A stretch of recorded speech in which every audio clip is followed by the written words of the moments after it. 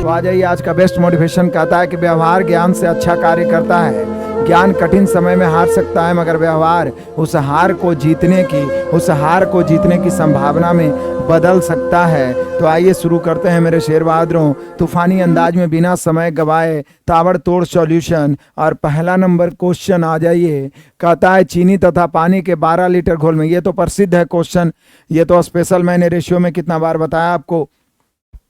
चीनी तथा पानी के 12 लीटर घोल में 4% चीनी है। घोल को गर्म करके वाष्प के द्वारा 2 लीटर पानी उड़ा दिए जाने पर शेष घोल में कितने प्रतिशत चीनी होगा। अब देखिए, मैंने आपको क्या बोला कि पानी को उड़ा रहा है या कभी कभी पानी डाल देगा, पानी उड़ा रहा है या कभी कभी पानी डालेगा। तो पानी उड़ाए या पानी डाले, जब किसी एक में कमी या वृद्धि हो तो शेष राशि को सेम करते हैं, शेष राशि को सेम करते हैं। यहां पे ध्यान दीजिएगा, उड़ा रहे हैं पानी तो सेम करेंगे चीनी, सेम करो चीनी, तो चीनी सेम कर दीजिए। पहले 12 लीटर घोल है, उसमें 4% चीनी है ना, 4%। अब 2 लीटर यदि डालते तो जुटता, उड़ा दिए तो घट गया, अब मिश्रण हो गया 10, तो बोल रहा है इसमें कै % चीनी, x%, y% कुछ मान लीजिए, परसेंट कट गया, x बराबर 12 चौके 48/10, 4.8। अभी मैं एलिगेशन और मिश्रण पढ़ा रहा हूँ फाउंडेशन में, उसमें हुआ सेम क्वेश्चन मिला भी होगा हमारे असाइनमेंट से। तो 4.8 एक्साइज रोहित कह रहे हैं कि सर मेरा एक सीट पक्का है, बिल्कुल रहना ही चाहिए, यही उम्मीद से इसी में ये जो लक्ष्य रहता है वो आप में मोटिवेशन भर देता है, अलग से मोटिवेशन की जरूरत नहीं पड़ती है, लगातार मेहनत करते चले।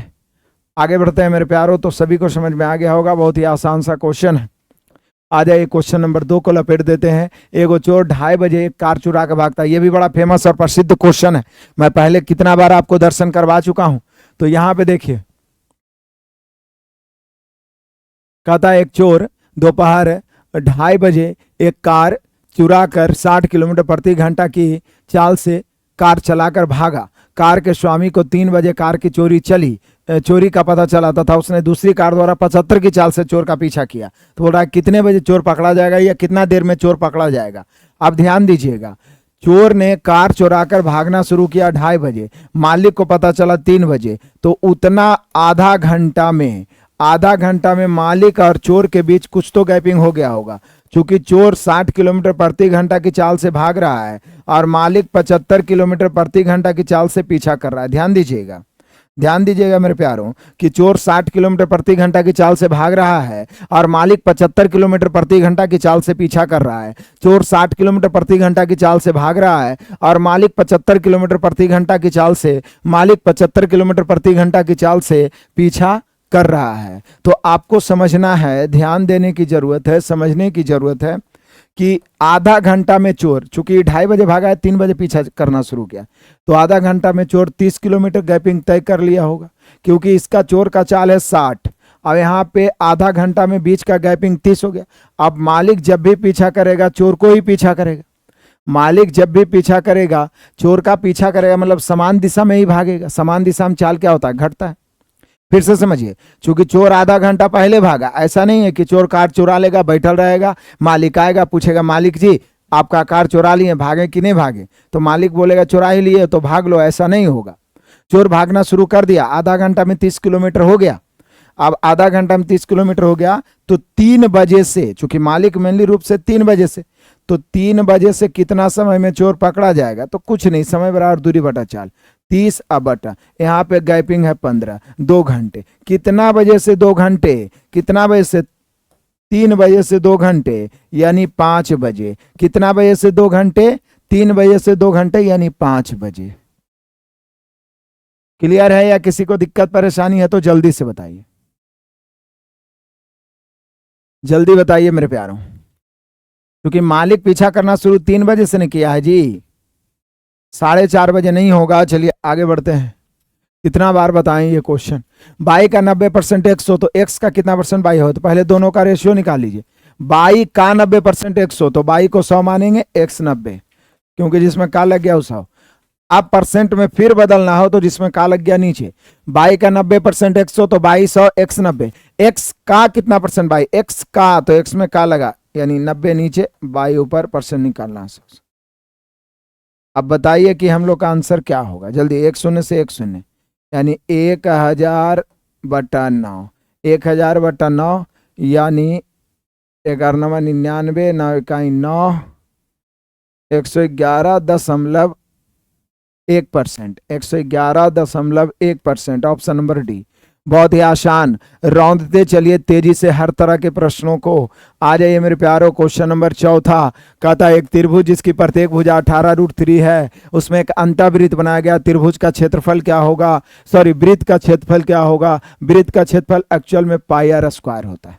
तो पहले हम लोग ये जो त्रिभुज है, समबाहु त्रिभुज, चूंकि प्रत्येक भुजा बराबर है तो समबाहु त्रिभुज, ये लिखा नहीं है लेकिन प्रत्येक भुजा बराबर है 18√3 है, 18√3 है, 18√3। याद करिए, आंख बंद करके याद करिए, पिछले जन्म में नहीं इसी जन्म में मैंने आपको बताया है, बहुत बढ़िया से बताया, त्रिभुज के बारे में बहुत बेहतरीन ढंग से बताया था। समबाहु त्रिभुज, यदि आप एडवांस में पढ़ रहे हैं तो ज्योमेट्री में भी बताया है, मेंसुरेशन में भी बताऊंगा, या यूट्यूब पे भी मैंने कितना बार बताया। समबाहु त्रिभुज के अंतःवृत्त और परिवृत्त, अंतःवृत्त और परिवृत्त। समबाहु त्रिभुज का अंतःवृत्त जो होता है वो उसके भुजाओं को टच करते हुए बनता है। समबाहु त्रिभुज का अंतःवृत्त जो होता है उसके भुजाओं को टच करते हुए बनता है, और इसका जो परिवृत्त होता है वो उसके शीर्षों को टच करते हुए बनता है। उसके बाद ये जो ऊंचाई होता है समबाहु त्रिभुज का, यहाँ पे ग्रेविटी पर जी पर 2:1 में काटता है। तो जो ऊपर वाला भाग होता है ये होता है परिवृत्त की त्रिज्या। मैंने कितना बार बताया था, परिवृत्त की त्रिज्या, इसको बोलते हैं परित्रिज्या। याद है, परित्रिज्या बराबर सीधा a√3 मैंने बताया था, आप सभी को याद होगा। यहाँ पे ये वाला जो भाग होता है ये देखिए छोटा वृत्त का त्रिज्या हो गया, तो इसको बोलते हैं अंतः त्रिज्या। तो यही तो निकालना है, अंतः त्रिज्या बराबर होता है a/2√3, जहाँ a हो गया त्रिभुज का भुजा। याद रखिएगा, जब आता है जब बताता हूँ, परित्रिज्या a/√3, अंतः त्रिज्या a/2√3। तो यही तो बोल रहा है कि इसका क्षेत्रफल, तो अंतः त्रिज्या बराबर a की जगह पर है 18√3/2√3, √3 कट गया, 2×18 यानी कि 9। जब त्रिज्या 9 हो गया, इसलिए क्षेत्रफल क्या होगा, क्षेत्रफल होगा πr², यानी पाई गुना 9², 9 का स्क्वायर 81, पाई के रूप में ही ऑप्शन है, इसलिए 81 पाई, 81 पाई। मेरे सभी शेर बहादुर बताएंगे 81 पाई। आनंद आ रहा है आप सभी को पढ़ने में? देख लीजिए बढ़िया से, बेहतरीन ढंग से। तो चलिए आ जाइए मेरे प्यारों, बढ़ते चलते हैं तूफानी अंदाज में। क्वेश्चन नंबर 5 कहता है कि 4 धनात्मक संख्याओं को आरोही क्रम में लिखा गया। बहुत बढ़िया है। इन संख्याओं के औसत का 1/5। इन संख्याओं में से सबसे बड़ी संख्या से 21 कम है। फिर से समझिए, 4 धनात्मक संख्याओं को आरोही क्रम में, आरोही मतलब समझ रहे हैं, बढ़ते क्रम में, आरोही मतलब समझते होंगे आप सभी विद्यार्थी, समझते होंगे आरोही मतलब बढ़ते, अवरोही मतलब घटते। तो बढ़ते क्रम में लिखा गया है 4 संख्या को। मान लिया जाए कि a है, b है, c है और d है। यही 4 संख्या है जो आरोही क्रम में लिखा गया है। सबसे छोटा a है, फिर b है, फिर c है, सबसे बड़ा यहाँ पे d है। अब इसमें कुछ कंडीशन लगा है कि इन संख्याओं के औसत का 1/5, इन संख्याओं में सबसे बड़ी संख्या से 21 कम है। देखिए हम संख्याएं मान लिए हैं ये वाला, उसके बाद में क्वेश्चन के अनुसार हम लोग बढ़िया से चल देंगे, by question, by question, question के अनुसार हम लोग बेहतरीन ढंग से चलते हैं। क्या कह रहा है, जो कह रहा है वही लिख देते हैं। कह रहा है कि इन संख्याओं के औसत का 1/5, इन संख्याओं के औसत का 1/5 जो है सबसे बड़ी वाली संख्या से 21 कम है। हमने एकदम जो क्वेश्चन, वो इस लाइन को लिखने से कोई मतलब नहीं था, लेकिन आपको समझने के लिए साफ सुथरा आप ही के भाषा में मैंने लिख दिया मेरे प्यारों। कह रहा है कि इन संख्याओं के औसत का 1/5 बड़ी संख्या से 21 कम है। तो इसका औसत क्या होगा, a + b + c + d और बटा 4। इसका 1/5 जो है, इसमें सबसे बड़ी संख्या d है, सबसे बड़ी यही होगा, सबसे बड़ी यही होगा, सबसे बड़ी d से 21 कम है, d से 21 कम है। एकदम जो क्वेश्चन बोला है साफ सुथरा। पहले चारों संख्या a b c d मान लिए, बढ़ते क्रम में है तो सबसे छोटा a है, फिर b है, फिर सी है, फिर सबसे बड़ा डी है। उसके बाद कहता है चारों का औसत का 1/5 बड़ी से 21 कम है। तो औसत बराबर क्या होता है, योगफल बटा संख्या। तो चारों का औसत होगा a plus B plus C plus D बटा 4, इसका 1/5 बराबर जो है वो सबसे बड़ी यानी डी से 21 कम है। अब हम सब जान रहे हैं कि पहली तीन संख्या मतलब कौन, ए बी सी डी का औसत 12 है। तो दी हुई संख्याओं का में सबसे बड़ी कौन है, तो पहली तीन संख्या यानी a प्लस बी प्लस सी बटा 3, इसका औसत यही ना होगा, योगफल बटा संख्या। ये जो है 12 है, इसलिए a प्लस बी प्लस सी बराबर 36। अब d निकालना है तो a प्लस बी प्लस सी का मान यहाँ पे पुट कर देंगे। a प्लस बी प्लस सी का मान हो गया 36 प्लस डी, 36 प्लस डी और बटा कितना हो जाएगा 20, ये हो जाएगा ना 5 चौके 20 बराबर डी माइनस 21। तिरछा गुना कर दीजिए, 36 प्लस डी 36 प्लस डी बराबर 20 डी माइनस 21 दूनी 42 420। अब ये क्या होगा, ये डी उधर जाके घटेगा तो 20 डी में डी घटेगा 19 डी, एच उधर जाके घट गया डी तो 19 डी, 420 इधर आके जुट गया तो 420 जुटेगा 36 में तो कितना हो जाएगा 456। 19 से काटते हैं, 19 दूनी 38, 19 चौक 76 24, इसलिए डी का मान कितना हो गया 24। थोड़ा सा कैलकुलेशन है, इसको आप तेजी से भी कर सकते हैं। तो यहाँ पे d का मान 24 हो गया। यही तो सबसे बड़ी संख्या है, सबसे बड़ी संख्या ही तो पूछ रहा है कि d का मान क्या होगा, सबसे बड़ी संख्या का मान क्या होगा। कुछ नहीं किया, साफ सुथरा जो बोला है वही लेके चल दिए। उसके बाद a प्लस बी प्लस सी का मान पुट किए, बाकी तिरछा गुना करके हमने कैलकुलेशन किया है और कुछ एक्स्ट्रा नहीं किया। बढ़िया है, मजा है, आनंद है। किसी को दिक्कत है, परेशानी है, आपत्ति है, विपत्ति है, बताओ। नहीं है तो आगे बढ़ते चलो। आ जाओ मेरे प्यारों, मजेदार मजेदार क्वेश्चन। कह रहा है कि ऋतु की आय रेणु की आय से 25% कम है। ऋतु की आय रेणु की आय से 25% कम है। रेणु अपनी आय का 60% खर्च कर देती है। तो पहले ऋतु और रेणु की आय का रेशियो निकाल लेते हैं। क्या बोल रहा है, ऋतु है रेणु है, कह रहा है मेरे प्यारों ऋतु की आय रेणु की आय से, तो रेणु में से लगा तो जिसमें कातवा से लग गया ईसा, 25 कम है तो 75। हमने क्वेश्चन ही कह रहा है कि ऋतु की आय रेणु के आय से 25% कम है, तो उत्साह होगा मेरे बहादुरों। तो ये कितना हो जाएगा 75। चलिए आगे बढ़ते हैं।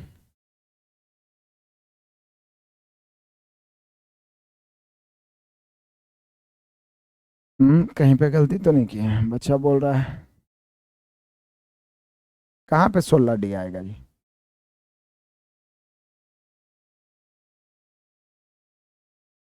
बीस डी में से डी घटेगा तो 19 डी, सही तो आया है। एक्साइज रोहित कुमार, बढ़िया से चेक करो भाई, कंफ्यूजन कर देते हो तुम। फिर से आ जाओ। ऋतु की आय रेणु की आय से 25% कम है। रेणु 100 है, ऋतु कितना है 75 है, तभी ना 25 कम हुआ। अब कहता है रेणु अपनी आय का 60% खर्च करती है। अपनी आय का कितना 60% खर्च करती है, जबकि ऋतु अपनी आय का 20% बचाती है। अब देखिए रेणु का खर्च कितना है, इसको आय को, ये तो आय का रेशियो हो गया। ऋतु का आय रेणु के आय से 75 कम है। अब कहानी यहां से शुरू होता है कि रेणु अपनी आय का 60% खर्च करती है, 60% खर्च करती है। तो 100 का 60% 60, तो इसका बचत कितना होगा, तो बचत 40% होगा, क्योंकि कोई भी राशि तो होता है। चलिए अब इसका खर्च और बचत भी हम लोग निकाल लेंगे। इसका खर्च और बचत बोल रहा है, जबकि ऋतु अपनी आय का 20% बचाती है। कितना परसेंट बचाती है 20%। तो किसी भी संख्या का 20% 1/5 होता है, 75 का 20% 15 हो जाएगा, तो 15 ही बचाती है, तो ये खर्च 60 करती होगी। तो दोनों का खर्च बचत निकल गया। अब जो भी ज्ञात करना है निकाल देंगे। बोल रहा है ऋतु का खर्च रेणु के बचत से कितना % अधिक है। ऋतु का खर्च रेणु के बचत से, रेणु के बचत में से लगा तो रेणु का बचत हो गया 40 नीचे, और ऋतु का खर्च हो गया 60। तो यही तो बोल रहा है कि ऋतु का खर्च रेणु के बचत से, तो देखिए ना, रेणु का बचत है 40, तो इसमें से लगा तो उसको नीचे, और ऋतु का खर्च है 60, तो बोल रहा है कितना अधिक है, तो 20 अधिक। तो 20% नहीं होगा, बोल रहा है कि रेणु के बचत, रेणु के बचत से, ये ना बोल रहा है कि ऋतु का खर्च रेणु के बचत से, तो ऋतु का खर्च है 60, रेणु का बचत है 40, 40 में से लगा उसको नीचे, और कितना अधिक है 20, तो 20 ऊपर, परसेंट निकालना है 100 से, काट दिए 20 दूनी 40, 2 से काटेंगे 50% अधिक। तो ऋतु का खर्च रेणु के बचत से कितना अधिक है मेरे प्यारों, 50% अधिक। कितना परसेंट अधिक, 50% अधिक। किसी को दिक्कत परेशानी है तो बताइए।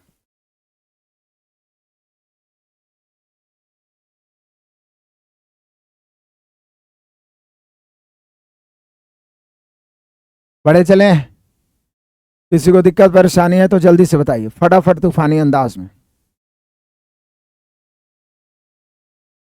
कैलकुलेशन करते समय गिद्ध के निगाह होना चाहिए, नहीं तो आपको पता फिर बाद में नहीं चलेगा।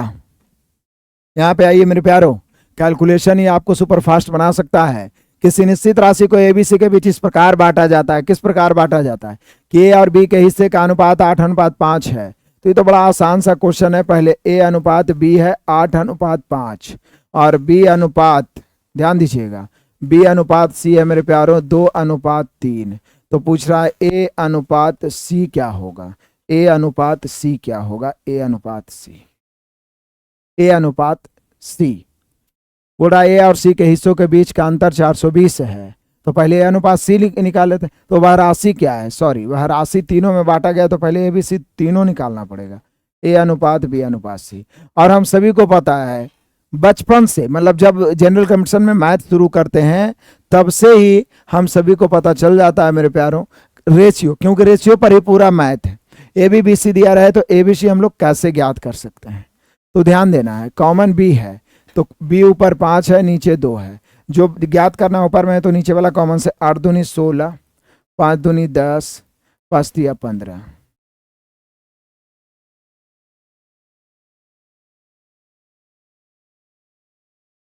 आगे, यदि ए और सी के हिस्सों के बीच का अंतर 420 है, ए और सी के हिस्सों के बीच का अंतर 420 है, यहाँ अंतर कितना है मेरे प्यारों, ए और सी का 1 का अंतर है। अंतर की तुलना अंतर से, बोल रहा है वह राशि क्या होगी, वह राशि क्या होगी, वह राशि 16, 10, 26, 26 और 15 कितना हो जाएगा 41। चलो गुना करते हैं, 0, 41 दूनी 82, 2 बचा 8, 41 चौके 164 और 8 172, तो 17,220, 17,220 जिनका भी आंसर है बहुत बढ़िया, शाबाश, एकदम रेशियो का आसान सा क्वेश्चन, अंतर की तुलना अंतर से। आप सभी को सेट पहले दे दिया गया है, 25 सेट आज नहीं 10 दिन पहले ही अपलोड कर दिया गया। सेट आप बढ़िया से देख के आइए, और यहाँ पे सॉल्यूशन को देखिए एकदम गिद्ध के निगाह की तरह, कम से कम नहीं कुछ तो क्वेश्चन भी पढ़ के आइए, तो एक एक क्वेश्चन समझ में आएगा आपको, 100% एक बार में समझ में आएगा, तभी आपको स्पीड और कॉन्फिडेंस बढ़ेगी। आज हम मेरे बहादुरों, क्वेश्चन नंबर 8 कहता है कि कोई राशि 8.5% वार्षिक साधारण ब्याज की दर से 4.5 वर्षों में इतना हो जाती है मतलब ये मिश्र धन है, वही राशि 10.5% वार्षिक ब्याज से इतना वर्षों में एक्स हो जाती है, तो एक्स का मान क्या है, मतलब दूसरा मिश्र धन निकालना। तो पहले हम लोग मूलधन ज्ञात करेंगे, पहले मूलधन ज्ञात कर लो, या तो मूलधन ही ज्ञात करोगे तो डायरेक्ट तुलना गुना कर दो। पहले क्या है, हम सभी जानते हैं कि एस आई बराबर क्या होता है, साधारण ब्याज तो एकदम पढ़ के गर्दा उड़ा दिए, एस बराबर होता RT%, आर गुना टी। तो आर गुना टी मेरे प्यारो 8.5 गुना 4.5, ये हो गया 8.5 गुना 4.5 पहला। एस आई बराबर, सेकेंड में एस आई बराबर हो जाएगा, दर कितना है 10.5 गुना समय कितना है 18 दो 20/3, तो यहाँ पे आप देखिएगा, गुना करके आप देख सकते हैं कि यहाँ पे कितना होना चाहिए। मान लिया जाए कि 45 का टेबल नहीं आ रहा है, 2 अंक का गुना तो आता है, पापा 25 के 5, पहले इकाई अंक का इकाई अंक से बच कितना गया 2, उसके बाद 5 चौके 20, 2 22, 8 5 40, 22 40, 62 के 2 बचा 6, 8 चौके 32, 6 38, इकाई अंक के बाद दशमलव तो 2, 38.25। यहाँ पे देखिए ये पॉइंट से एक शून्य खत्म हो गया, 3 से 35 बार में कट गया, 35 दूनी यहाँ पे 70 हो गया। अब यहाँ पे जो एस आई है पहला वाला वो 38.25 है, दूसरा वाला एस आई 70 है, और जब ब्याज को जोड़ते हैं तो मिश्रधन देता है। यहाँ पे बाई रेशियो अब क्या करेंगे, तुलना गुना कर देंगे। पहला वाला हो जाता है मतलब मिश्रधन, हमें दूसरा मिश्रधन निकालना है मतलब एक्स निकालना है। तो पहला मिश्रधन दिया हुआ है 8571.50। थोड़ा सा आज मजेदार क्वेश्चन है, टाइम टेकन क्वेश्चन भी कुछ कुछ है, तो आराम से रौंदते चलिए, लेकिन मेथड वही है, कॉन्सेप्ट वही है, डरना नहीं है। तो ये हो जाता है अब 8571.50 कब, 4.5 वर्षों में। तो यहाँ पे हम कह सकते हैं इसको मेरे प्यारों कि 138.25। मिश्रधन की तुलना मिश्रधन से हमें ज्ञात करना है क्या, धनराशि ज्ञात करना है, कौन हो जाए 70 हो जाए, यानी 170 से, कितना से 170 से। चलो आगे बढ़ते हैं, 2 पॉइंट से 2 पॉइंट खत्म। अब इसको गुना करने का प्रयास करिए, कितना बार में कट जाएगा काटने का प्रयास करिए, नहीं कुछ तो कम से कम 25 से तो कट ही रहा है, या 138 से कट सकता है, 17 से कट सकता है, नहीं, 25 से काटने का प्रयास करिए। 25 से 25 पचे 125, 8 5 13 बच गया, फिर 25 पचे, फिर 25 तिया 75, फिर काटिए, 25 से 25 तिया 75, 85 में 75 खत्म, 10 107, 25 चौक 100, 7 बच गया, 25 तिया 75। देखिए कटेगा, 5 छक्के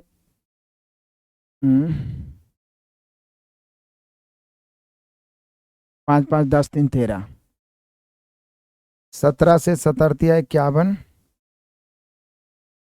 4 बच गया। कोई संख्या है जो इसको काट रहा है, 7 49, 7 से काटते हैं, 7 49, 6 बच गया, 7 नंबर 63, 7 से 7 चौक 28, 7 नंबर 63, पूरा पूरी कट ही नहीं रहा है, पूरा पूरी क्या है क्या,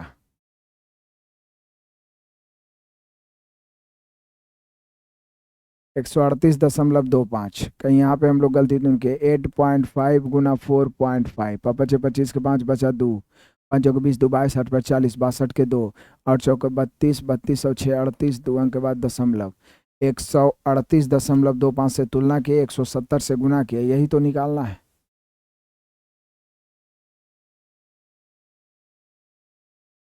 सत्रह से, चलो फिर से आते हैं, तुलना गुना हम लोग करते हैं, कहीं पे कैलकुलेशन में गलती हो सकता है, नहीं तो फिर लगभग में आंसर देगा। x बराबर ये जो हुआ है 8571.50 बटा इसकी तुलना 138.25 से, और निकालना है कि अब धनराशि क्या होगा जब 70 ब्याज हो रहा है। तो 170 से, 17 से कट भी नहीं रहा, 17 8 136, और ये दोनों कट भी नहीं रहा है, तो कहीं पे हो सकता है इस राशि में कहीं पे कुछ त्रुटि हो सकती है। मैं काटने का प्रयास कर लेता हूँ, अगला बार कटा तो कटा, नहीं तो 25 से इसको काटते हैं। 25 पचे 125, 13 बच गया, 13 पर 2 32, 25 पचे 125, 7 25 तिया 75, वही तो आ रहा है।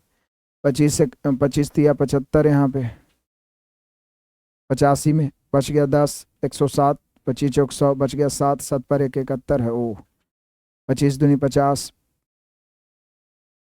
फिर 21 बच गया, 21 पर 5, 215, तो 25 8 200, फिर 25 दूनी 50। अच्छा चलिए आइए फिर से काट के और देखते हैं, और इसको काटने का प्रयास करते हैं। 7 से कट रहा है, 7 से कट रहा है, तो ईसा चौके 28, बच गया 6, 7 8 56 बच गया 6, या 17 से 17 या 51। कुछ संख्या है जो इसको काट रहा है, कुछ उटपटांग संख्या से कट रहा था। सर मैं लाइव क्लास नहीं कर पाती हूँ काजल कुमारी, तो आप रिकॉर्डेड करिए, इसको आप कैलकुलेशन करिएगा कि कितना से कट रहा है, देख लीजिए इसको काट के। कट रहा है पूरा तो ठीक है, नहीं कट रहा है तो इमेली रूप से 34,282 गुना 170, नहीं पूरा कटेगा तो लगभग में आंसर देना है, ठीक है। कैलकुलेशन करके इसको देख लीजिएगा। थोड़ा सा कभी कभार खुद का भी माथा पेची करिए, दिमाग का दही बनाइए, तब सिलेक्शन का मलाई खाने को मिलेगा। चले आगे बढ़ते हैं मेरे प्यारों। कि किसी वस्तु का अंकित मूल्य 800 रुपया, इसे अंकित मूल्य पर x%, 10%, 20% के दो क्रमागत छूट देने के बाद इतना, तो x का मान क्या है? ऐसा क्वेश्चन दुनिया भर का बना चुके हैं आप। 800 अंकित मूल्य मेरे प्यारों, पहला छूट है 10%, 100 माइनस x बटा 100। दूसरा छूट है 10% तो 90 बटा 100। तीसरा छूट है 20% तो 80 बटा 100। अब जाके हो गया 403.20। इसको कैलकुलेट कर लोगे आप, मुझे पता है कर लोगे। 343.0 ऐसे कैसे होगा? 25 दूनी 50 कट रहा है ना जी, सिर्फ 25 से ना काटे हैं तो ठीक तो कट रहा है। अब काट के देखो आएगा आंसर।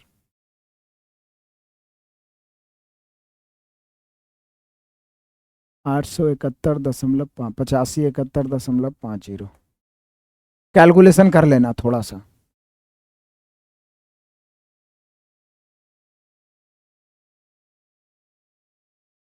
अरे यार, कह रहा है कि कोई धनराशि 8.5% वार्षिक की दर से 4.5 वर्षों में इतना हो जाती है।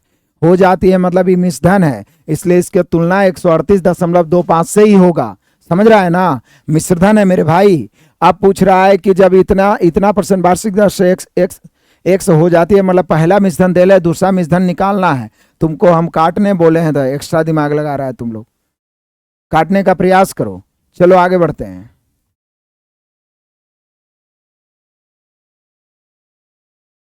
यहां पे काटेंगे पहले बेरहमी से 2 शून्य। सारा खेल काट छाट का है, पूरा मैथ काट छाट पर है मेरे प्यारों। पूरा मैथ जितना कैलकुलेशन करेगा उतना बेहतर होगा। पहले तो 2 शून्य से 2 शून्य कट गया, 2 शून्य से 2 शून्य और ऊपर वाला कट गया, और ये वाला जो 2 शून्य है उधर जाके इस दशमलव को उड़ा दिया, क्योंकि उधर तिरछा गुना होगा तो दशमलव कटेगा। अब काटते हैं हम लोग, 9 से काटने का प्रयास करते हैं, या 8 से ही पहले काट देते हैं। 8 से 8 चौका 32 हो जाएगा, 40 में 8 बच गया, 8 पर 3 13, सॉरी 8 बचे 40 हो जाएगा, फिर 3 है 0, 8 चौका 32।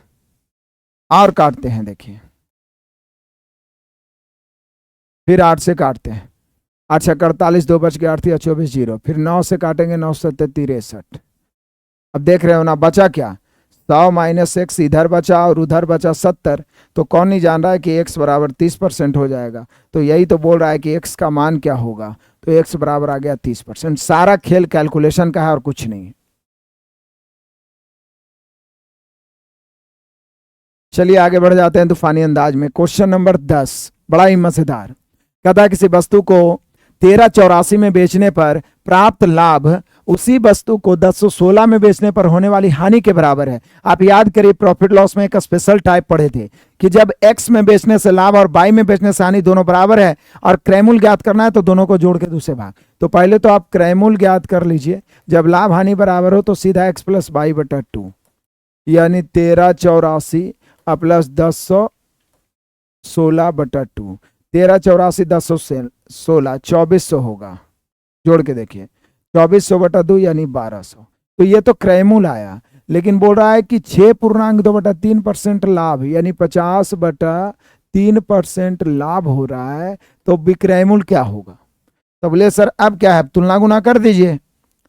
क्रयमूल्य 1200 है तो 1200 की तुलना 100 से, यदि 10% लाभ बोलता है तो 110 से, 20% लाभ बोलता है 120 से, 30% लाभ बोलता है 130 से, लेकिन यहाँ 50 बटा 3 लाभ है तो 100 प्लस 50 बटा 3 से। कैलकुलेट कर लोगे या कर दूं? 2 शून्य से 2 शून्य 12 गुना एलसीएम लोगे तो 350/3, 3 चौके 12 काटो, बाकी गुना करो। इतना तो तेजी से आप कर ही सकते हैं, तेजी से करिए। सिंपल सा कैलकुलेशन है, जितना ज्यादा कैलकुलेशन आप करिएगा उतना बेहतर। देखिए कितना बड़का क्वेश्चन देखने में लग रहा है, लेकिन बढ़िया से पढ़िएगा तो आसानी से बनेगा। एकदम आराम से पढ़िए। कह रहा है कि एक परीक्षा में विद्यालय ए से सम्मिलित होने वाले विद्यार्थियों की संख्या विद्यालय बी में सम्मिलित होने वाले से 20% अधिक है। तो पहले ए आइए फिर बी आइए। ए में जो है 20 से 20% अधिक है, यहाँ 100 है तो यहाँ 120 है। पहला तो टोटल विद्यार्थी की संख्या का रेशियो निकाल लिए। पहला लाइन से यही निकला कि ए में सम्मिलित विद्यार्थियों की संख्या 20 से 20% अधिक है। अब यहां से पढ़िए, विद्यालय बी के 75% विद्यार्थी उत्तीर्ण हुए। विद्यालय बी में कितना उत्तीर्ण हुए? 75% उत्तीर्ण हुए। उत्तीर्ण कितना हुआ? 75%। विद्यालय बी में कितना उत्तीर्ण हुआ? 75%। तो 100 का 75% कितना हो जाएगा? 75। विद्यालय बी क्या बोल रहा है कि ए में 20% अधिक है, किससे? बी से। तो बी को 100, जिससे अधिक या कम रहेगा 100, बी को 100 मानेंगे। ए 20 अधिक है तो 120। अब बी में जो उत्तीर्ण है वो 75% है। अच्छा आगे बढ़िए।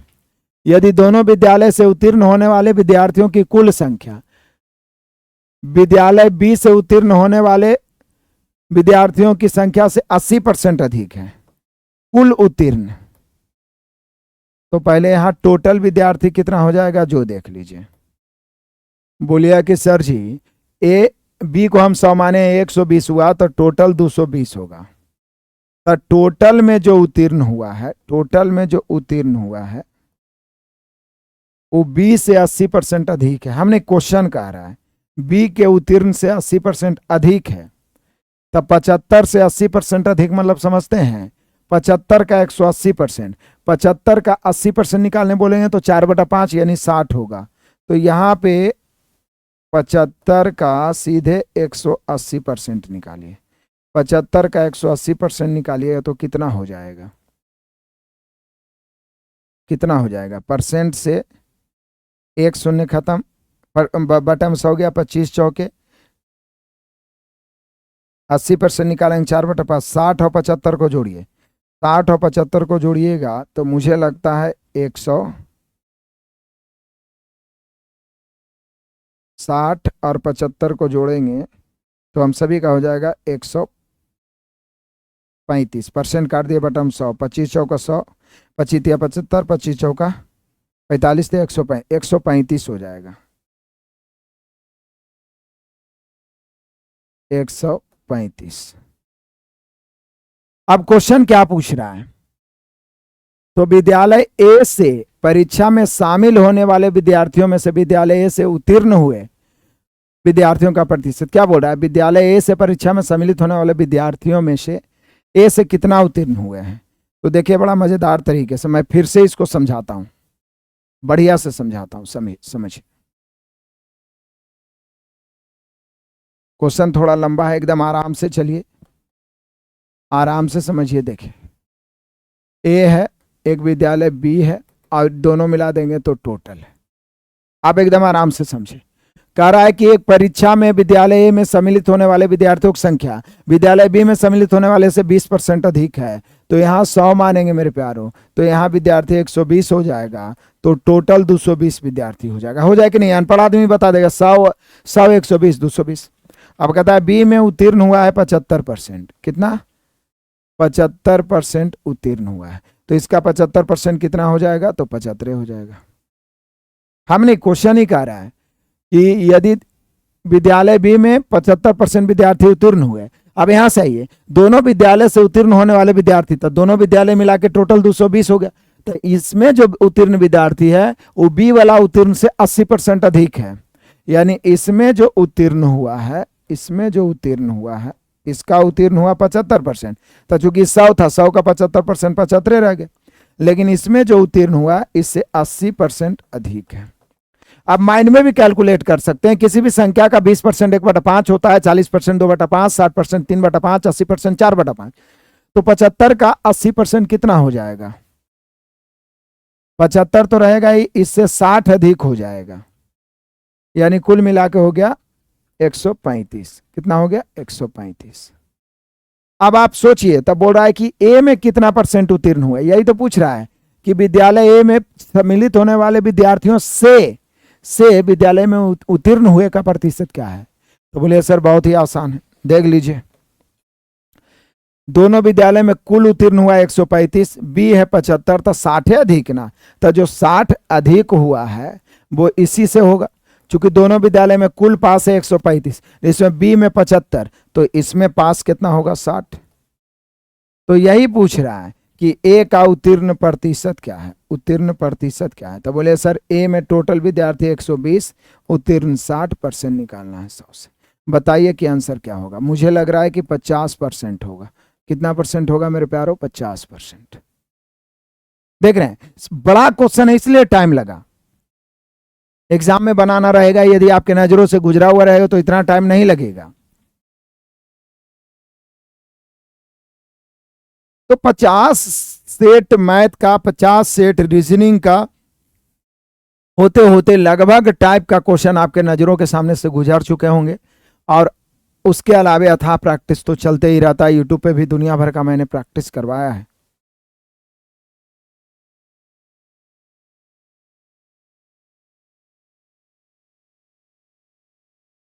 आया मेरे बहादुरों, यहाँ पे कह रहा है ए बी सी धनात्मक संख्याएं इस प्रकार है कि ए स्क्वायर प्लस बी स्क्वायर अनुपात B square plus C square अनुपात सी स्क्वायर। ये तो बहुत ही आसान सा क्वेश्चन ही तो बन ही जाएगा, क्योंकि कभी भी मैंने बताया था कि ए स्क्वायर प्लस बी स्क्वायर अनुपात B square plus C square अनुपात सी स्क्वायर प्लस ए स्क्वायर का रेशियो दिया हुआ है कितना मेरे प्यारों? 34 अनुपात 61 अनुपात 45।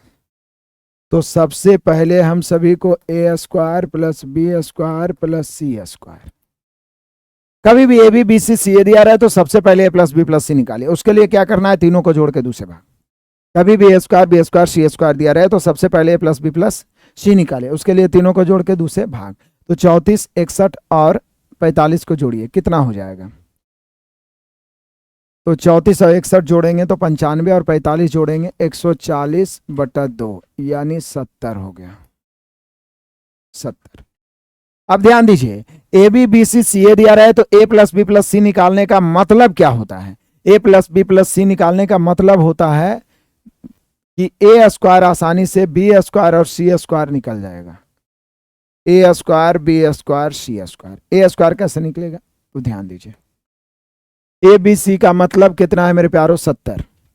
हमें ए चाहिए तो बी सी घटाइए, तो 70 में से 61 घटाएंगे, चूंकि बी सी ए स्क्वायर बी स्क्वायर सी स्क्वायर में बी स्क्वायर सी स्क्वायर घटा दीजिए तो ए स्क्वायर निकलेगा कितना? 9। 70 में से 61 गया 9। बी स्क्वायर चाहिए तो सी स्क्वायर ए स्क्वायर 45 घटा दीजिए तो 25 बचेगा। सी स्क्वायर चाहिए तो 34 घटा दीजिए, 34 घटा दीजिए तो 36 बचेगा। अब सोचिए, हम सभी को चाहिए ए बी सी, तो कौन नहीं जान रहा? अनपढ़ आदमी बता देगा कि ए स्क्वायर का मान 9 है तो ए 3 होगा, बी स्क्वायर का मान 25 है तो 5 होगा, सी स्क्वायर का मान 36 है तो 6 होगा। 3 5 6 कोई ऑप्शन है? 3 5 6 है ऑप्शन नंबर बी। 3 5 6 है ऑप्शन नंबर बी। कोई भी विद्यार्थी गिद्ध के तरह ध्यान लगा के मोबाइल को लैंडस्केप में करके देखिए, बेकार का कमेंट मत करिए, तो 100% समझ में आएगा। क्योंकि जो क्वेश्चन लंबा होता है उसको हम शुरू में ट्रिपल 2 बार 3 बार दोहराते चलते हैं, लेकिन आप लोग में से कुछ विद्यार्थी के दिमाग में सीधे बैठा है कि दोबारा तिबारा पूछेंगे तो पूछेंगे। इसी को आप रिपीट करके देख लीजिएगा। हम शुरू से तोड़ तोड़ के 2 बार 3 बार बताते हैं तो हम रिपीट करते चलते हैं। तो ये सब क्वेश्चन तो आप पढ़े हैं रेशियो में ही। आप देख लीजिए मेरे प्यारो, क्वेश्चन नंबर 13 कहता है एक काम का 2/3 भाग 16 दिन में और शेष काम को बी द्वारा अकेले पूरा किया गया। संपूर्ण कार्य 21 दिन में पूरा होता है। ए और बी एक साथ मिलकर काम करते तो 65% को काम कितने दिन में? तो ध्यान दीजिए, पहले बात कहता है कि ए जो है 2/3 काम कर रहा है 16 दिन में। तो ऐसा करते हैं, हम पूरा समय निकाल लेते हैं, क्योंकि हमेशा इस प्रकार के प्रश्नों में पूरा समय निकालते हैं। कोई भी आदमी 2/3 काम करेगा 16 दिन में, 2/3 काम 16 दिन में, तो पूरा एक काम 48/2। ध्यान दीजिए एकदम बढ़िया से, 2/3 काम 16 दिन में, तो 16 दिन में तो 16/48/2 यानी पूरा काम 24 दिन में ए कर देगा। उसके बाद कहता है कि शेष काम, तो 2/3 हो गया, तो शेष 1/3 बचा। कार्य को बी द्वारा अकेले पूरा किया जाता है संपूर्ण। अब शेष काम को बी द्वारा अकेले पूरा किया जाता है। अब शेष काम को बी द्वारा अकेले संपूर्ण काम करने में 21 दिन लगा है। तो आप ही सोचिए, पहले बढ़िया से सोचिए कि संपूर्ण काम करने में कई दिन लगा है, 21 दिन। एकदम गहराई से सोचिए, संपूर्ण काम करने में 21 दिन, जिसमें 2/3 काम ए किया है 16 दिन में, तो शेष यानी 1/3 काम बी किया होगा। 21 में से 16 गया 5 दिन में। तो पूरा काम बी करेगा, पूरा काम कितने दिन में? तो एक काम करेगा 5 या 15 दिन में। देख रहे हैं कितना मजेदारी। 15 कहां से आया, 5 कहां से आया, इसमें कंफ्यूजन होता है। फिर से आइए, तोड़ के मैं एक ही बार दोबारा बता रहा हूं। कहता है एक काम का 2/3 भाग 16 दिन में, और शेष काम बी द्वारा अकेले पूरा किया जाता है। पूरा काम करे में 21 दिन लगता है। आप सोचिए मेरे प्यारों की 2/3 काम 16 दिन में कर दिया, तो शेष कितना बचेगा? 1/3। 2/3 के मतलब रेशियो में ही पढ़े कि 3 में 2 हो गया, तो बचा 1। तो 2/3 किया तो बी के लिए 1/3 बचा, और टोटल 21 दिन लगा है, जिसमें ये 16 दिन तो ये 5 दिन, तभी है ना टोटल 21 दिन हो जाएगा। टोटल 21 दिन तभी ना होगा। टोटल कितना दिन होगा? 21 दिन तभी तो होगा। टोटल 21 दिन होगा। इस 16 दिन तो 1/3 शेष काम 5 दिन में किया होगा। अब चूंकि 2/3 काम 16 दिन में, तो पूरा 16/48/2 24 दिन में। 1/3 काम 5 दिन में, पूरा एक काम 15 दिन में। तो यहाँ समय का उल्टा क्या हो जाएगा मेरे प्यारों? क्षमता हो जाएगा। समय का उल्टा क्या हो जाएगा मेरे बहादुरों? क्षमता हो जाएगा। यहाँ देख लो, 15 इधर है, 24 इधर है। 5 तिया 15, 8 तिया 24। 5 तिया 15, 8 तिया 24। चलिए किसी एक को लेकर चलेंगे। 120 किसी एक को लेकर चलेंगे मेरे शेर बहादुरों। तो हम सभी का हो गया 120। बोला ए और बी एक साथ मिलकर उसके 65% काम को, पूरा काम नहीं करेगा, सिर्फ 65% काम को, इसके 65% काम को ए और बी मिलकर, यानी 5 और 8 13 के 10 दिन में डी दिन में 65% काम को, तो दोनों मिलेगा तो 13 के 10 दिन में डी दिन में। अब हम लोग काटते हैं बढ़िया से, परसेंट काटेंगे बटम 100, और भी काटो। 13 से काटेंगे ऊपर से ऊपर, 13 पचे 65, और भी काटो। 5 से काटेंगे मेरे प्यारों, तो 5 से 20 पचे 100। 20 से काटो, 20 छके 120। इधर डी और इधर 6, डी बराबर 6 दिन। डी बराबर 6 दिन। कितना दिन? डी बराबर 6 दिन। डी बराबर 6 दिन, ऑप्शन नंबर सी। डी बराबर 6 दिन, ऑप्शन नंबर सी। डी बराबर 6 दिन, ऑप्शन नंबर सी। डी बराबर 6 दिन, ऑप्शन नंबर सी। क्लियर है मेरे प्यारों? बढ़ते चलते हैं तूफानी अंदाज में, जब तक तोड़ेंगे नहीं तब तक छोड़ेंगे नहीं। क्वेश्चन नंबर 14 कहता है एक संख्या को जब 4, 5, 6, 9 से विभाजित किया जाता है तो प्रत्येक स्थिति में शेषफल 3 प्राप्त होता है। यदि वह संख्या 4 अंकों की छोटी से छोटी संख्या है तो उस संख्या के अंकों का योग क्या होगा? तो बोले सर ऐसा करते हैं कि पहले 4, 5, 6 और 9 का एलसीएम निकाल लेते हैं। 4, 5, 6 और 9 का एलसीएम क्या हो सकता है? तो बोले सर 4, 5, 6 और 9 का एलसीएम निकालना है, तो एलसीएम निकालने के तरीका भी मैंने बताया था। शॉर्ट ट्रिक में आप निकाल सकते हैं। जैसे 4 और 5 को तो तोड़ नहीं सकते हैं, इसको तोड़ सकते हैं, 3 दूनी 6, इसको भी नहीं तोड़ सकते, 9 ये रहेगा। एलसीएम मतलब बड़ा बड़ा फैक्टर ले लीजिए, 9 ले लीजिए, 4 ले लीजिए, 5 लीजिए। अब 9 ले लिए तो 3 लेने की जरूरत नहीं है, और 4 ले लिए तो 2 की जरूरत नहीं। 9 चौक 36 पचे 180 इसका एलसीएम होगा। कहता है एक संख्या को जब 4, 5, 6, 9 से विभाजित किया जाता है तो शेषफल 3 बचता है। सिर्फ इतना ही पूछता है कि वह छोटी छोटी संख्या जिसको 4, 5, 9 से विभाजित करने पर शेषफल 3 बचे तो एलसीएम निकाल के 3 जोड़ देते। लेकिन पूछ रहा है यदि वह संख्या 4 अंकों की सबसे छोटी संख्या है तो उस संख्या के अंकों का योग। तो पहले इस प्रकार के 4 अंकों की सबसे छोटी संख्या निकाले। 4 अंकों की सबसे छोटी संख्या 1000 होता है। इसमें 180 से भाग दे दीजिए,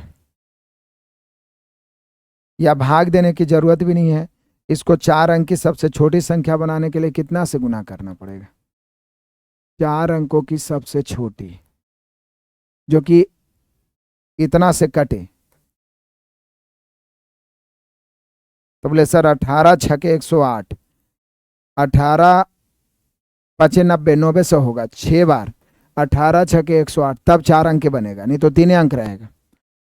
लेकिन ये 1080 तो 180 से कट जाएगा, लेकिन कटना नहीं चाहिए, शेषफल 3 बचना चाहिए। तो 3 बचना चाहिए, तो हम सभी का हो जाएगा ये 1083। तो सिर्फ संख्या पूछता तो 1083 होता, संख्या पूछता तो 1083 होता, लेकिन पूछ रहा है इसके अंकों का योग। तो अंकों का योग 12 हो जाएगा। बोलिए 6 से काहे गुना किए, 5 से काहे नहीं किए? तो 5 से गुना करेंगे तो 18 पच्चे 90, 900। 900 कई अंक का होता है? 3 अंक का। यहाँ हमको 4 अंकों की सबसे छोटी चाहिए, तो जस्ट उसके आगे 6 से गुना कर दिया। बाकी 7, 8, 9 से भी करेंगे तो 4 अंक ही आएगा, लेकिन 4 अंकों की सबसे छोटी संख्या। तो 1080 जो आया ये कटने वाला है, लेकिन हमको शेषफल 3 चाहिए, तो 3 और जोड़ दें। यदि संख्या पूछता तो 1083, लेकिन अंकों का योग पूछ रहा है तो 12। ये है मजा लगातार प्रैक्टिस का। क्वेश्चन में दम है, आज मजेदारी है। कोई दिक्कत परेशानी है किसी को मेरे प्यारों तो बताइएगा, नहीं है तो आगे बढ़ते चलिए। मात्र 10 क्वेश्चन और। कहता है परीक्षा में 52 छात्रों का औसत अंक 45 है। यदि उच्चतम और न्यूनतम अंकों को, जो केवल एक एक छात्र को ही मिले, निकाल दिया जाए तो शेष छात्रों के औसत में 1 अंक घट जाते हैं। समझ रहे हैं? 2 को निकाला गया तो उच्चतम और न्यूनतम अंकों का औसत क्या है? तो बड़ा ही आसान तरीका देखिए, 52 छात्रों का औसत अंक 45 है, 2 छात्र को निकाल दिया गया उच्चतम और न्यूनतम, तो बच जाएगा 50 छात्र। तो बोला औसत 1 घट गया, 1 घट गया मतलब समझ रहे हैं, 45 से हो गया 44। तो ये जो 2 है जिसको आप उच्चतम और न्यूनतम बोले हैं, इसका औसत निकालना है। हमने क्वेश्चन कह रहा है कि पूरे 52 का औसत 45 है, यहां पर 1 क्या हो रहा है? घट रहा है, 1 कम लेके जा रहा है, 44 हो गया। क्यों हम 44 क्यों लिखे? क्योंकि जब ये दोनों को उच्चतम न्यूनतम को हटा देते हैं तो शेष 50 को ना बचेगा 52 पारी में। तो अब क्या करना है, हमें इसका औसत निकालना है, ये दोनों का औसत निकालना है। तो बोलिए सर सिंपल बात है, 2 तरीका, या तो 45 गुने 52 में 50 गुने 44 घटा के 2 से भाग, या 45 लेके चलिए,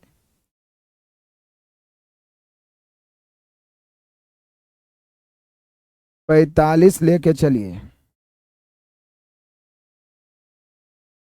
45 लेके चलिए, 45 लेके चलिए, और कितना कम लेके जा रहा है? 1 कम, 44 लेके जा रहा है।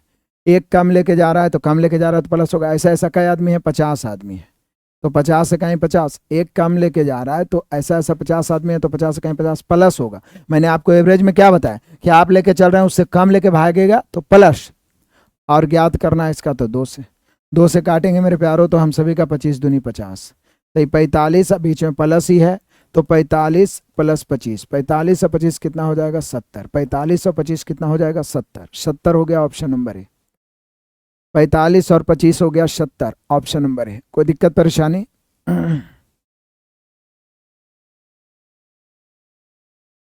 किसी को कोई दिक्कत परेशानी बताइए।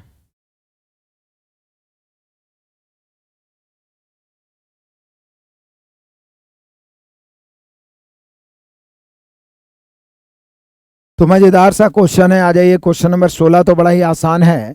ए के 50% का 80%, बी के 25% के 3 गुने के बराबर है। ए बी से कितने परसेंट अधिक या कम है? पहले रेशियो निकालिए। ए के 50%, 50% को लिख सकते हैं 1/2, तो 1/2 के 80%, 80% को लिख सकते हैं 4/5, किसके बराबर है? बी के 25%, 25% को लिख सकते हैं 1/4 के 3 गुने के बराबर। चलिए काट दीजिए, जो कट रहा है संभव हो काटना, काट दीजिए। काटेंगे 2 से 2 दूनी 4। अब कट रहा है? नहीं कट रहा है, तो देखिए ये 4 से तिरछा गुना होगा, 4 दूनी 8 ए, 8 ए बराबर, ये 5 दिया 15 बी। अब 8 ए बराबर 15 बी, 2 या 2 से अधिक राशि बराबर हो, कोफिशिएंट उलट जाता है, उलट के 15 इधर आएगा मेरे प्यारो, 8 इधर, 15 इधर 8 इधर। अब बोल रहा है क्या कि ए बी से कितने परसेंट कम या अधिक है? बी में से लगा तो बी से, तो बी में से लगा तो बी नीचे 8, कितना अधिक है? 7% निकालना है 100 से। काटिए, 8 से 100 को 12.5 बार में काटते हैं, 12.5 सते हो जाता है 87.5। 87.5% अधिक ना हो जाएगा, ए बी से 87.5% अधिक होगा, ए बी से 87.5% अधिक होगा, ए बी से 87.5% अधिक होगा, ए बी से 87.5% अधिक होगा। क्लियर है? कोई दिक्कत है, कोई परेशानी है? नहीं है तो चलिए आगे बढ़ जाइए। बड़ा ही मजेदार शानदार क्वेश्चन, ध्यान दीजिए। दशमलव के चक्कर में ही फंस के आप गलत कर सकते हैं और गलत होने की कोई संभावना नहीं है। ध्यान दीजिएगा मेरे प्यारों, यहाँ पे पॉइंट काटेंगे, 3 शून्य ऊपर चला जाएगा और ये पॉइंट काटेंगे, 1 शून्य और इधर चला आएगा। 144 से 144 कट गया तो ऊपर 10,000 बच जाएगा, क्योंकि 4 शून्य तिरछा गुना हो जाएगा तो 10,000 x बराबर 144 हो जाएगा, इसलिए x बराबर हो जाएगा 144 बटा 10,000। अब किसी भी संख्या में जब 10 से भाग देते हैं तो 1 अंक के बाद दशमलव, 100 से 2 अंक, 1000 से 3 अंक, तो यहाँ पर 4 शून्य है तो 4 अंक के बाद दशमलव, तो 3 अंक तो पहले से ही है, तो 0.0144 4 अंक के बाद दशमलव हो जाएगा 0.0144। तो यहाँ सारा खेल दशमलव का है, थोड़ा सा ऊपर नीचे हुआ खेल खत्म। क्लियर है? देख लीजिएगा। आ जाइए आगे बढ़ते हैं। क्वेश्चन नंबर 18 कहता है एक दुकानदार ने अपने स्टॉक का 3/4 भाग यानी 75% 25% के लाभ पर और शेष को 19% के लाभ पर उसके द्वारा कुल लाभ, तो बोल रहा है अपने स्टॉक का 3/4, स्टॉक मतलब कुल 4 जिसमें 3 तो शेष बचा 1, तो 3/4 का मतलब कुल 4 है जिसमें 3 पर उसको हुआ है 25% लाभ, प्लस लिख दिए तो समझ गए लाभ, और शेष पर उसको हुआ 19% लाभ। तो बोल रहा है पूरे लेन देन में कितना लाभ होगा, तो बोले सर पूरे लेन देन में लाभ यानी औसत लाभ पूछ रहा है। क्या पूछ रहा है? औसत लाभ। औसत बराबर योगफल बटा संख्या 25 × 75 प्लस 19 से 19 और बटा 4। कैलकुलेट करिए, इतना कैलकुलेशन तो आप कर ही सकते हैं। जल्दी से करिए और बताइए इसका आंसर क्या होगा।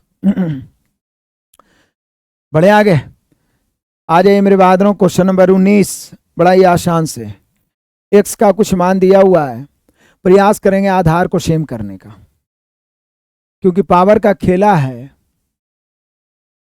x के मान में इकाई का अंक क्या होगा, ओ आधार सेम क्यों करें जब इकाई अंक ज्ञात करना है। तो इकाई अंक ज्ञात करने के लिए मैंने आपको एक ही तरीका बताया कि यदि पावर 4 से कट जाए, तो देखिए 24 से 4 से कट रहा है, यदि विषम हो तो इसका इकाई अंक 1 होगा। मैंने क्या बताया था कि जब पावर 4 से कट जाए और विषम हो तो इकाई अंक 1, पावर 4 से कट जाए सम हो तो इकाई अंक 6, और जिसके अंत में 0, 1, 5, 6 हो तो इकाई अंक नहीं बदलता, तो इसका इकाई अंक 1 होगा क्योंकि पावर 4 से कट रहा है और विषम है। प्लस इसका तो 6 होगा क्योंकि अंतिम में 6 है, तो कितनों पावर रखिए 6 होगा, और ऐसे भी पावर 4 से कट रहा है सम है तो 6 ही होगा, तो 6 और 1 7 हो गया। इकाई अंक को इकाई अंक से जोड़ेंगे तो 6 और 1 कितना हो गया, 7 हो गया।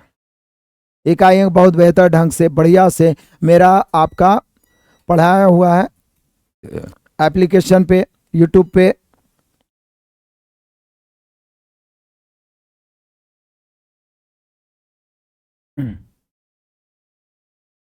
बंद है ना, कोई दिक्कत नहीं, हड़बड़ाना नहीं। क्लियर है मेरे प्यारों?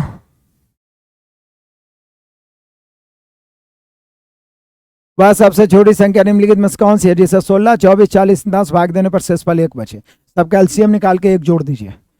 16, 24, 40, 64 और 72 का एलसीएम निकाल के 1 जोड़ दो, हो जाए। अब एलसीएम निकालने का हॉट ट्रिक तो बताया ही है। 16 तो तोड़ नहीं सकते हैं, 24 को तोड़ सकते हैं 8 या 24, 40 को तोड़ सकते हैं 8 5 40, 64 को तोड़ नहीं सकते और 72 को तोड़ सकते हैं 8 9 72। एलसीएम क्या होता है, बड़ी बड़ी राशि को गुना कर दीजिए। सबसे बड़ा यहाँ 64 है, अब 64 कर दिए तो 8 की जरूरत नहीं है, 16 की जरूरत नहीं है, उसी में सब आ गया। उसके बाद 9 कर दिए तो 3 की जरूरत नहीं, उसके बाद 5 कर दिए और तो कोई है नहीं यहाँ पे। अब इस जितना भी आएगा ये एलसीएम हो गया और इसमें शेषफल 1 बच रहा है तो 1 जोड़ दीजिए। अब इतना करके तो अब बना ही सकते हैं। बढ़े आगे, चलिए आगे बढ़िए। कैलकुलेशन आपके लिए छोड़ते हैं, किसी को दिक्कत लगे तो बोलिए। कहता है स्थिर जल में एक नाव की चाल 16 किलोमीटर प्रति घंटा, धारा की चाल दिशा में यह धारा की दिशा में यह 1 घंटा 45 मिनट में 35 किलोमीटर जाता है, तो जल की धारा की गति। तो पहले देखिए नाव की चाल 16 दिया हुआ है, नाव की चाल 16 किलोमीटर प्रति घंटा है। अच्छा, दिशा में चाल क्या होता है, दिशा में चाल बराबर होता है नाव प्लस धारा, होता है कि नहीं होता है, नाव प्लस धारा की चाल। चाल बराबर क्या होगा, दूरी बटा समय। तो अब नाव की चाल 16 दिया हुआ, धारा की चाल x है, चूंकि दिशा में चाल बराबर क्या होता है, नाव का चाल प्लस धारा का चाल। तो नाव का स्थिर जल में 16 ही है, धारा निकालना है x मान लिए। दूरी कितना है, दूरी है 35 किलोमीटर जाना है, और समय कितना है, समय है 1 घंटा 45 मिनट। तो 1 घंटा 45 मिनट को 1.45/60 यानी 1.3/4 घंटे, यानी कि 7/4 घंटे। तो 7/4 काटिए, 7 5 35, ये 4 ऊपर जाएगा 20, 16 प्लस x बराबर 20, इसलिए x बराबर हो जाएगा 4 किलोमीटर प्रति घंटा। तो यही तो बोल रहा है कि धारा के चाल हो गया 4 किलोमीटर प्रति घंटा, धारा के चाल हो गया 4 किलोमीटर प्रति घंटा, धारा के चाल मेरे शेर बहादुरों 4 किलोमीटर प्रति घंटा। आ जाइए क्वेश्चन नंबर 22, जब तक तोड़ेंगे नहीं तब तक छोड़ेंगे नहीं। 3 संख्याएं दी गई है, यदि उनमें किन्हीं 2 संख्याओं के औसत को तीसरी संख्या में जोड़ा जाता है तो प्राप्त योगफल 177, 163, 138 में सबसे बड़ी संख्या कौन सी है। बड़ा मजेदार है, देखिए 3 संख्याएं आप कुछ मान लीजिए, एक ये थोड़ा सा लेंदी होगा, बाकी सब तो आसान ही था। आज का सेट बड़ा मजेदार। 3 संख्याएं मान लीजिए A, B एंड C है। अब बाई क्वेश्चन आइए, बाई क्वेश्चन कह रहा है कि यदि उनमें किन्हीं 2 संख्याओं के औसत को तीसरी में जोड़ी जाए। कथा इस प्रकार से है कि 2 संख्याओं के औसत को तीसरी में जोड़ी जाए तो A प्लस B के औसत निकालिएगा तो 2 इसमें तीसरी में जोड़ी जाए तो पहले तो 177 आ जाएगा। उसके बाद मान लिया जाए B, उसके बाद मान लीजिए A और C के औसत में B को जोड़ी जाए तो 163 हो गया। फिर B और C के औसत में A को जोड़ी जाए तो 138 हो गया। तो सबसे बड़ी संख्या पूछ रहा है, तो बड़ी कौन है, A, B, C, कोई होगा बड़ी, हमें तीनों निकालना होगा। क्वेश्चन जो कर रहा है यही कर रहा है कि कोई 2 गो के औसत में तीसरी को, तो बारी बारी से तीनों बार एक का गो के जोड़िएगा, एक बार 177, एक बार 163, एक बार 138, किसी को भी आप कुछ भी ले सकते हैं। लेकिन जब इसको कैलकुलेशन करिएगा तो जानते हैं क्या हो जाएगा, बड़ा मजेदार चीज आएगा। देखिए यहाँ पे एलसीएम लीजिए, एलसीएम लीजिएगा तो ऊपर बच जाएगा A plus B plus 2C हो जाएगा ना, A प्लस B आई 2 इधर गुना होगा और बटा में 2 होगा, लेकिन 2 उधर तिरछा गुना होकर 177 दूनी 7 दूनी 14 के 4, 7 दूनी 14 15 के 5, 2 1 2 1 3, 354। फिर यहाँ पर जब एलसीएम 2 लीजिए तो हो जाएगा A प्लस C और प्लस 2B बराबर तिरछा गुना होगा 3 दूनी 6, 6 दूनी 12 के 2 बचा 1, 2 1 2 1 3। B plus C plus 2A बराबर 8 दूनी 16 के 6 बचा 1, 13 दूनी 26 और 1 27। अब क्या करेंगे, इस सब को जोड़ेंगे तो जानते हैं A और 2A मिला के 4 है, सब 4 4 को होगा तो 4 into A plus B plus C बराबर 6 6 12 12 4 16 6 बचा 1, 7 2 9 9 5 14 15 5 बचा 1, 3 3 6 2 8 1 9 956। 4 से काटेंगे 4 दूनी 8, 1 बच गया, 4 3 12 4 9 36, 239 हो गया। A plus B plus C का मान 239 हो गया। अब A plus B plus C का मान जब 239 है मेरे प्यारों, तो जरा ध्यान दीजिए, ध्यान से देखिएगा। यहाँ से देखिए A plus B plus 2C में A plus B plus C घटाइए तो यहाँ C होगा, C ना होगा। तो इसमें जब 239 आप घटाइएगा तो यहाँ C निकलेगा, कितना घटाइए, 14 में से 9 घट गया तो 5 और 14 में से 9 घट गया 5 ही बच गया, 4 में से 3 घट गया 1 और फिर 1, तो C का मान 115 हो गया। मुझे लगता है सबसे बड़ा C ही होगा, क्योंकि आगे देखिए फिर बाकी सबसे घटाइएगा 239 सबसे, तो 239 ही घटाना है तो कम ही कम आएगा।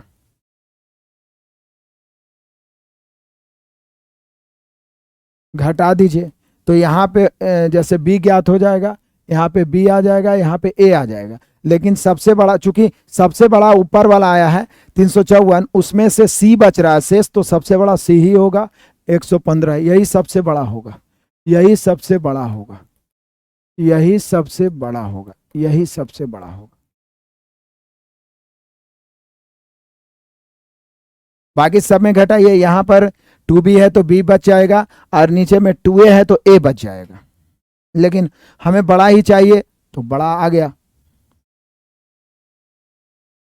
छोटा चाहिए तो छोटा लाते आंसर।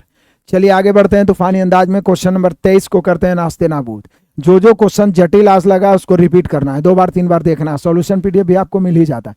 6% की साधारण ब्याज की दर से कोई धनराशि कितने वर्षों में 36% अधिक हो जाएगी? तो 6 वर्षों में, क्योंकि 36/6 6 वर्षों में।